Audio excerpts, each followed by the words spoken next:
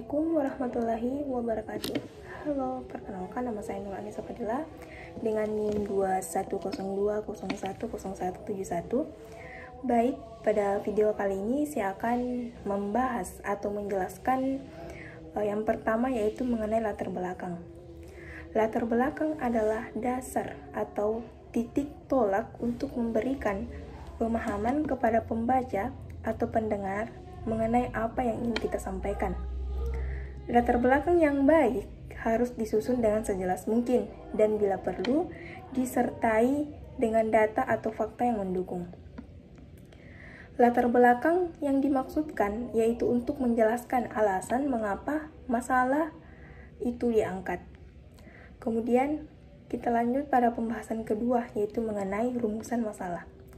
Rumusan masalah merupakan permasalahan penelitian yang dijelaskan dalam bentuk pertanyaan dengan intensi untuk dijawab melalui proses penelitian yang akan dilakukan. Lanjut pada pembahasan ketiga, yaitu mengenai tujuan penelitian. Tujuan penelitian merupakan pernyataan yang mengindikasikan arah dari penelitian yang kita lakukan.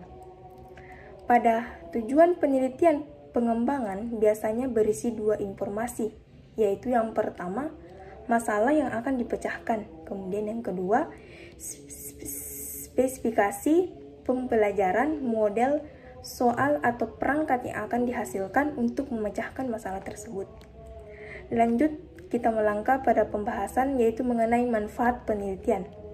Adapun yang terdapat dalam manfaat penelitian yaitu yang pertama, manfaat teoritis. Hasil yang diinginkan dapat memberikan pemikiran pada siswa terkait kegiatan proses pembelajaran agar dapat mengembangkan proses pembelajaran itu. Kemudian yang kedua, manfaat praktis.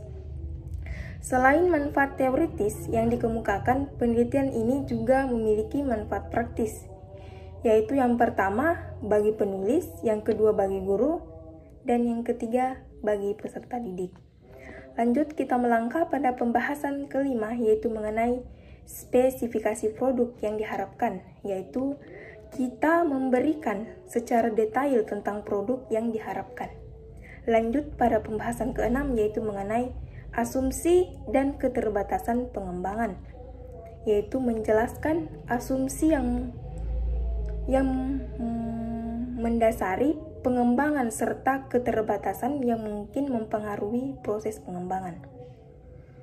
Baik, kita lanjut pada pembahasan yaitu mengenai model pengembangan SD. Adalah pendekatan yang sistematis untuk pengembangan pembelajaran.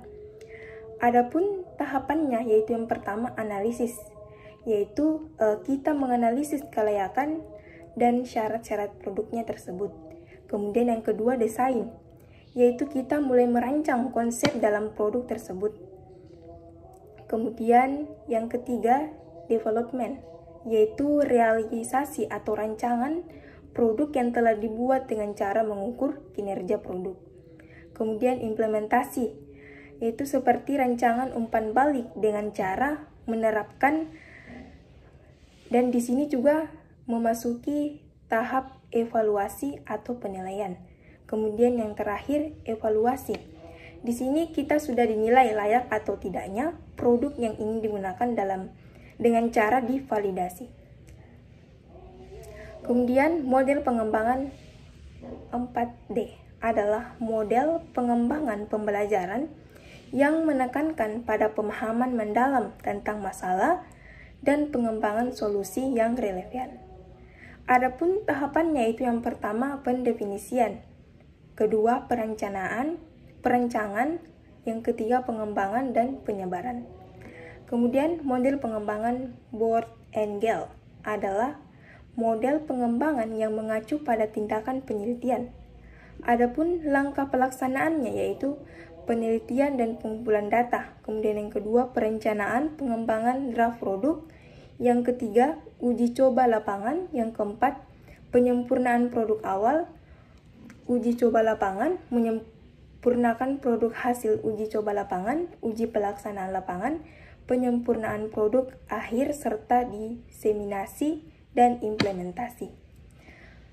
Kemudian model pengembangan Azure adalah pendekatan yang digunakan untuk merencanakan, mengimplementasikan, dan mengevaluasi penggunaan teknologi dalam proses pembelajaran.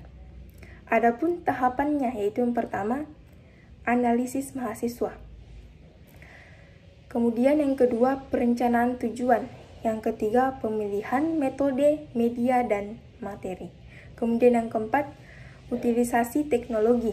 Kemudian yang kelima, revisi. Dan yang keenam, evaluasi. Lanjut, kita melangkah pada pembahasan model pengembangan Dig and Carry.